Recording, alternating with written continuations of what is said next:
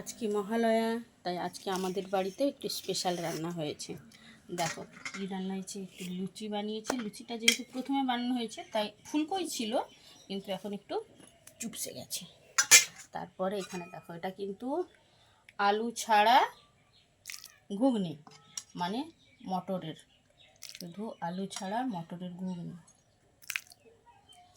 সাথে আছে একটু ঝাল করেছি, একটু মিষ্টি না করলে হয় বলো তো? আজকের দিনে একটু মিষ্টি খাবো না।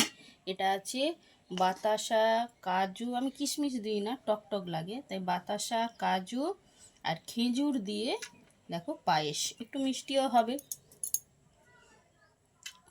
চলে এসো, কারা কারা খেতে যাও দেখি। বাবা চামচটা দাও, আসো বাবা আসো।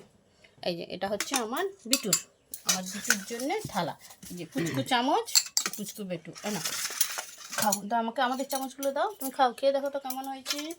দেখো ওর এক্সপ্রেশন দেখো একটু কেমন হয়েছে। ওর সব ভালো, যা খাবে, নুন ঝাল তেল কিচ্ছু বোঝে না। মুখটা দেখাও, এক্সপ্রেশন দেখি, দারুণ। এই দেখো, যা খাবে ওর তাই দারুণ। ও নুন ঝাল মিষ্টি অত বোঝার দরকার নেই, ওকে একটু সুন্দর করে সাজিয়ে গুছিয়ে খেতে দিলে ও দিব্যি খুশি। কেমন খুশি?